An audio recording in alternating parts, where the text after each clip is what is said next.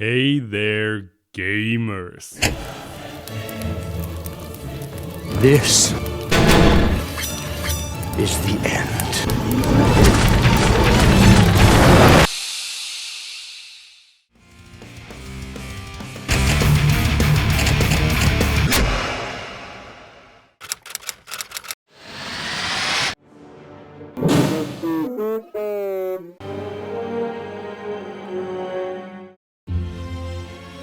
Slay the Spire 2 has been announced several months ago, but before that comes out, I wanted to give one of my favorite games a proper send-off. Since then, I've tried and failed to beat the game's ultimate challenge, slaying the secret final boss, the Heart, in Slay the Spire on Ascension 20 with all 3 original characters. Let's jump right in with our first character, the Ironclad, so I can show you how this works. Slay the Spire is a deck-building roguelike. You have to climb through 3 increasingly difficult acts while strengthening your lackluster starting deck to survive the Spire's vicious inhabitants. But only by vanquishing these foes can you gain new cards, gold to spend at the shop, and, in the case of elite enemies, powerful relics which can sometimes single-handedly carry you to victory.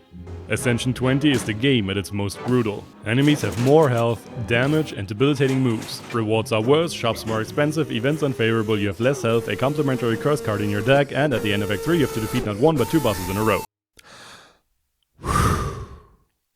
And in order to even unlock Act 4, where the Heart resides, you have to additionally collect 3 keys. 1 by skipping a rest site where you could normally heal or upgrade a card, 1 by skipping a relic from a treasure chest, and 1 by defeating an already strong elite enemy with a spicy buff. It is legitimately challenging to even make it past the first elite at times, but getting to the Heart and slaying it? We gotta be gaming for that. And, even then, this took me 5 months of continuous attempts to overcome because of a certain someone, but I'm getting ahead of myself. The Ironclad. High cost cards with high impact. His general deck archetypes revolve around dealing damage through blocking, though I've never gotten that to work, spamming strength for increased damage, exhausting cards, which removes them from play, and self-harm. Cut my life into pieces. I actually beat the Heart twice with him, but one time I did so while I wasn't recording out of laziness, so I only have the final minutes, which I do want to show, because I was mainly relying on a card that is considered one of the Ironclad's absolute worst. The Ironclad has several ways to add status cards into his deck, which brick your draws, but he also has 2 power cards to turn this into an actual working strategy. One deals damage to all enemies for each status card you draw, and the other lets you draw an extra card for each status card you draw, meaning you never have a turn where you can't play any cards. And if you ever have too many status cards, you can just play Fiendfire to exhaust your entire hand and deal a ton of damage. I'm actually a bit sad I don't have the entire run for you, considering how unusual and fun this deck was, but at least we can have a quick look at Act 4 before we get to the second full run. Act 4 consists of a rest site, a shop, a fight against a Spare and Shield elite duo, which can be very painful since they deal a lot of damage, and try to ruin your second turn by putting several status cards on top of your draw pile, and finally, the Heart. It has a massive 800 HP, you can only deal a maximum of 200 damage to it per turn. It loves to add status cards to your deck, buffs every 3 turns, and either attacks with 1 big hit or 15 lighter ones, which quickly scale with its buffs. And of course, its Beats of Death ability deals 2 damage to you for every card you play. Make 'em count, cause this boss truly is the ultimate challenge. In the run, I begin by trading in some max HP for a rare, colorless card and get Apotheosis, which will upgrade all cards in my deck for the remainder of a fight. I upgraded ASAP to reduce its cost to 1 energy, and with that, Act 1 is pretty much solved, since playing this card makes even my weak starter deck strong enough to blast through normal and elite enemies alike. Fortuna is on my side this day, since the very next treasure chest I open contains Bottled Lightning, letting me start every fight with Apotheosis in my hand, with no more luck involved. This is massive, run winning even, and thankfully I have a draw potion to get me past an unlucky encounter with Gremlin Knob, Ender of Runs, and Snacker of Bad Decks. I obtained some great cards with Reaper, Fiendfire, and Spot Weakness, which you only ever draw when the enemy won't attack, so the Act boss stands no chance and gives me a limit break to solve my scaling needs. I pick Velvet Choker as my boss relic, meaning I may only play a maximum of 6 cards per turn, but now I get 1 extra energy each turn. This is barely a downside for the Ironclad, whose cards are generally so expensive he can't get to 6 most turns anyway, but I could have also picked the Coffee Dripper here since I have Reaper and a Strength deck.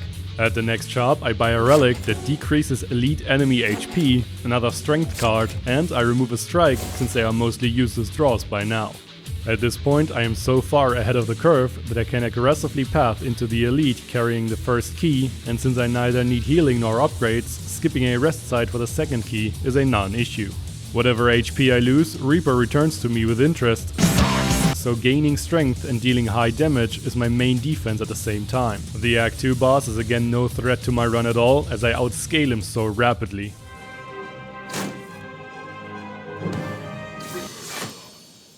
I take Feed as reward from him, and the Fusion Hammer as boss relic, meaning 1 more energy per turn, but I can't upgrade cards anymore, which I don't need to anyway. Duh. My path of destruction continues into Act 3, when nothing stands a chance against my superior deck, not even the toughest of elites, who are either cut down before they become a threat, or whose painful actions are simply nullified after the fact by my Reaper. In terms of bolstering my deck, I prioritize defensive cards because a Reaper alone won't be enough in the drawn-out fight against the Heart. Shrug. I increase my max HP with Feed whenever I can and path into every elite I can find, landing me with some great relics, including Magic Flower, which increases all healing by 50%, making Reaper basically a full heal. The Act 3 double boss is the first of the 3 final challenges for my deck. The Time Eater, who ends your turn every time you play 12 cards, is my first adversary. I try to bide my time against him and play only the necessary cards to increase my strength quickly, but for the first time I run into the Velvet Choker's card limit and have to end a turn at a counter of 11. Consequently, in my next turn I can only play 1 card. Suddenly, things are not looking very cash money anymore, as the boss almost kills me. Thankfully, I am able to come back from this predicament using Reaper with the extra healing, and soon after, the Time Eater is slain. Donu and Deka are next in line, but they are so easy we'll just skip them. In Act 4 I get a second limit break from the shop, so I can now scale twice as fast. Again, the Spare and Shield really aren't kind to me, but as long as the enemy can't kill me faster than I can scale, I will always turn the pain they inflict into my life's blood. Against the Heart I get to 24 strength on my second turn already, using double limit break, but I have to take an attack dealing 15 times 3 damage. Except my Relic Torii Gate reduces all damage lower than 6 to 1, and my self-forming clay gives me 3 block next turn for every time I take damage. This means that this and the next turn are essentially without threat, giving me more time to scale.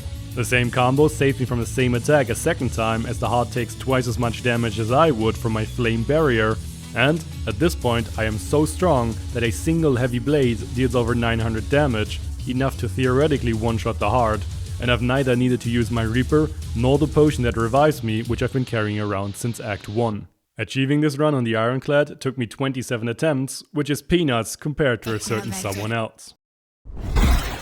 The Silent. Much unlike the Ironclad, most of her cards cost little energy, but usually also have little effect by themselves. Being successful with her is more than just spamming cards, however. Time Eater disagrees, but I wouldn't trust that guy. You need to combine the right cards for her to work, and playing her always felt weird to me. Her Act 1 is terrible, she lacks damage and has the lowest HP of all characters. However, if you path cleverly and make it through the first act while picking up some good cards, there always comes this point in the run where all of a sudden you are one-shotting elites and bosses left and right, stabbing them with infinite daggers or having enough poison on them to fill a Dark Souls swamp, all while you stand there with no block to your name, yet perfectly invincible.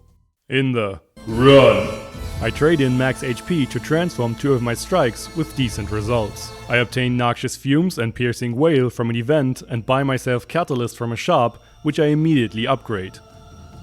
Catalyst is a card I always pick, even if I have no poison in my deck, just because it could, potentially, win me the run. Luckily, I find Corpse Explosion soon after, which I also immediately upgrade, so I don't have to rely on the terribly slow Noxious Fumes as my only source of poison. I get Bottled Lightning again and put it on my Corpse Explosion. This is not nearly as powerful as the Bottled Apotheosis, but it's consistent and enough to carry me to the first boss, who I can easily take out in time before he does his big attack. I am rewarded with a Wraith Form, one of Silent's best cards, which I've never used much because its cost and downside deterred me. I then pick up Snecko-Eye, which lets me draw 2 more cards each turn but randomizes all card costs. With several high cost cards and especially bullet time, this should be a very beneficial relic. Wraithform's intangibility reduces all incoming damage to 1 for 2 turns, which for most hallway fights is more than enough for me to set up my poison combo. I now actively want to add high cost cards to my deck due to Snecko-Eye's effect, and so I buy Crippling Cloud, Dash and later Nightmare, another one of Silent's strongest cards I've almost never used. I also get a second Catalyst from an event, which I upgrade at my earliest convenience. At this point, my strategy revolves around applying as much poison as possible before playing Catalyst, while keeping myself alive using Wraithform and my 2 copies of Piercing Wail.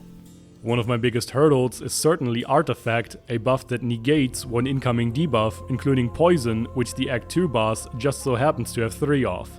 This adds a significant amount of time I need for my combo to come online, which is why Wraithform and Piercing Wail are so important. But when I get to Nightmare the 0-cost Wraithform and become invincible for 8 turns in a row for free, well, then no artifact in the world matters anymore. I disregard the boss card reward and choose the relic that removes 2 more cards from my deck. At this point my deck is already very strong, I just need to make it more consistent, so I remove what I don't need anymore and only add some draw. I even skip a third Catalyst, since I can always make more with Nightmare. Finally, with my deck as powerful as it is, obtaining the keys is trivial, and it's time for the final 3. Against the Awakened one, I absolutely have to Nightmare Catalyst, since he will revive after being defeated, free of any poison. This makes his initial phase in particular awkward, since I can't go all out on him, and instead have to show some restraint. Once his second phase begins, I sacrifice a potion to return bullet time from my discard pile to my hand, and finally unleash my deck's true potential.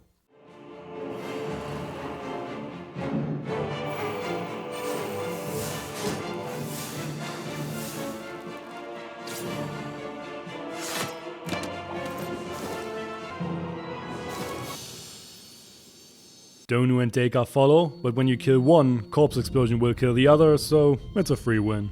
I upgrade Burst, buy a Poison Potion, and remove another card before challenging the Spare and Shield. They both have 2 artifact, which needs taking care of first.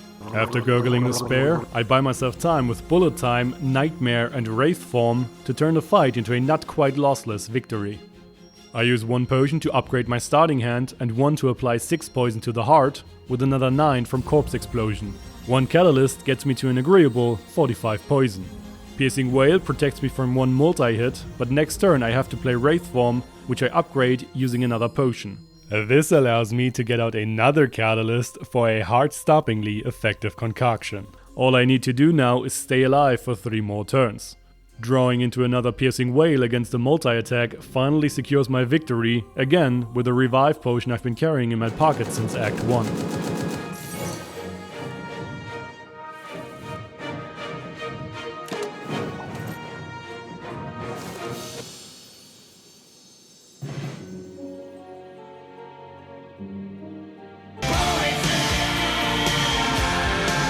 I really slept on some of the Silent's strongest cards when I climbed the Ascensions with her. She can be ferocious if built correctly, and all of this took me only 10 attempts. Finally, this leaves us with a reason this took me almost half a year to record. 154 attempts, more than 3 times the amount of the other 2 characters combined. Hours upon hours of grinding, improving, and being ejected from the Spire with a broken heart.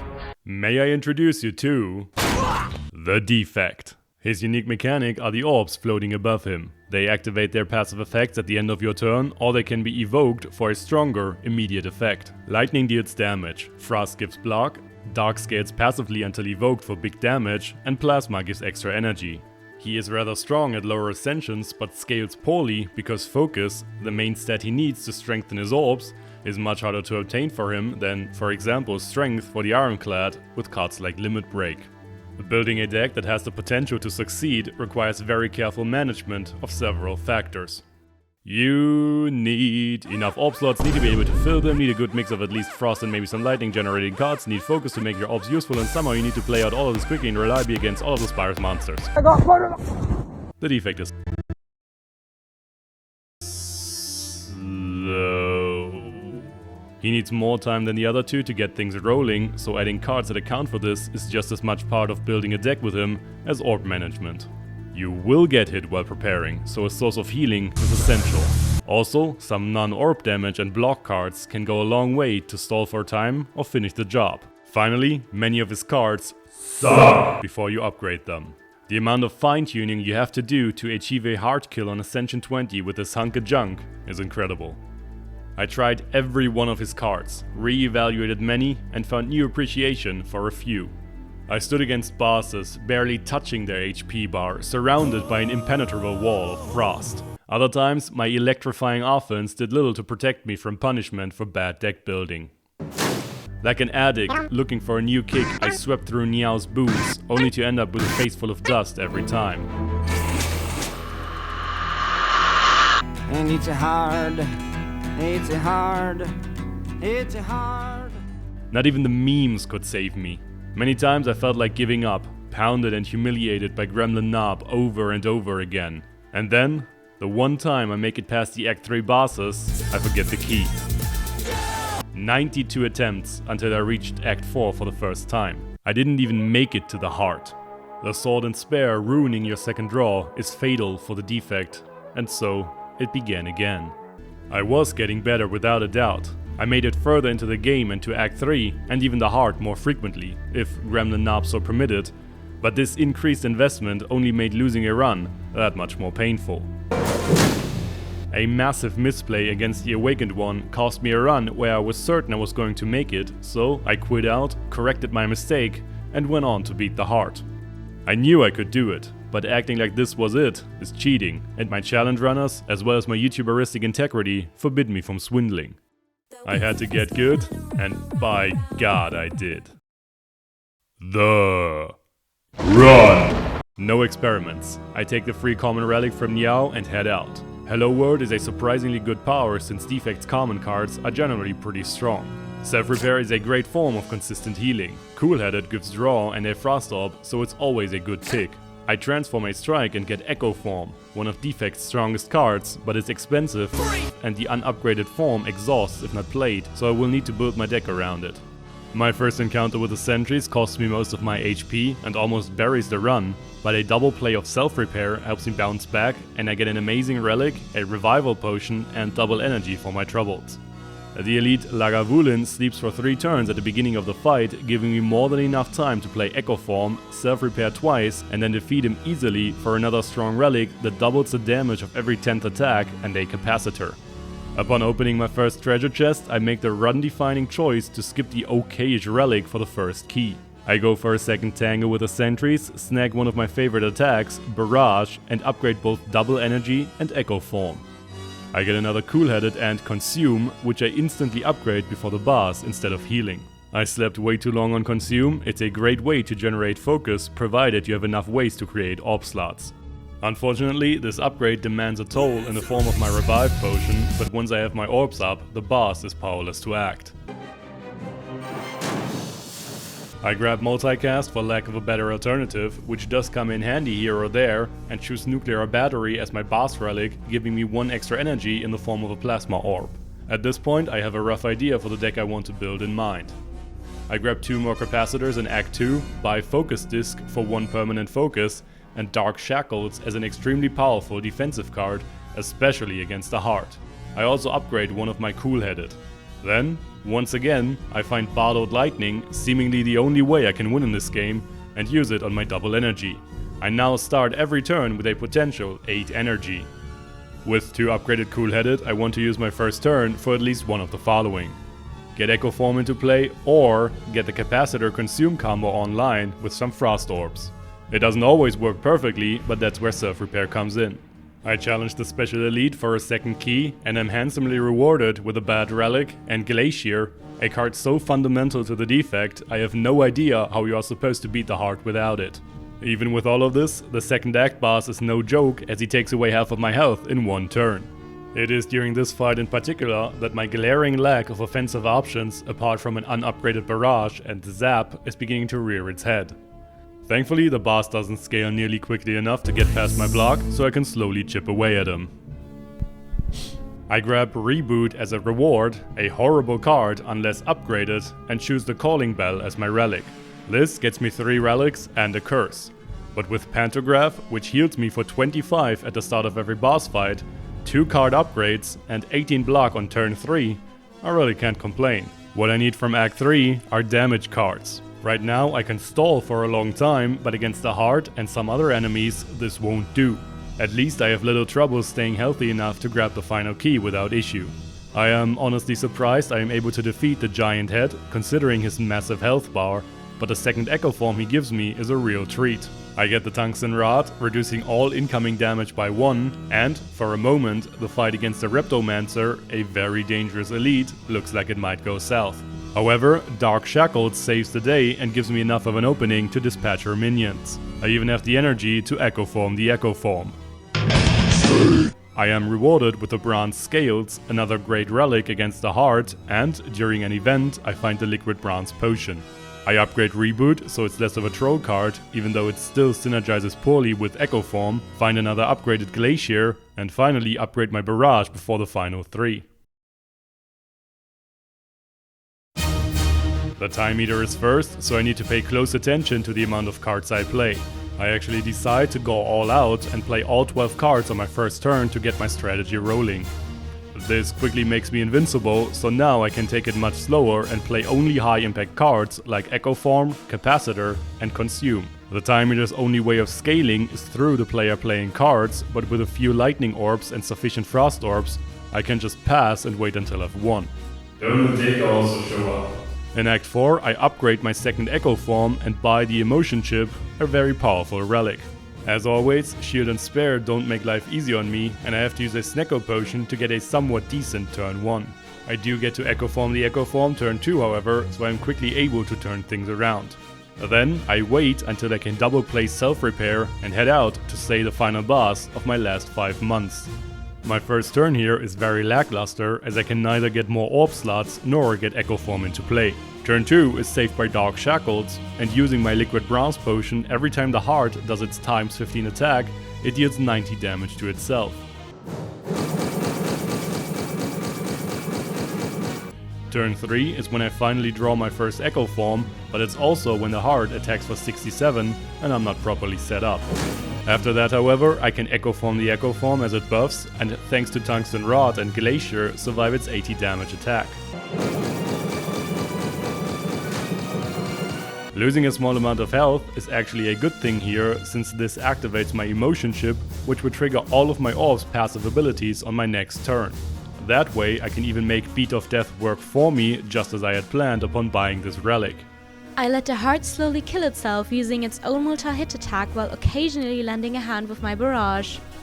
Plus. And then, after months and months of grinding, of frustration and anger, cardiac arrest.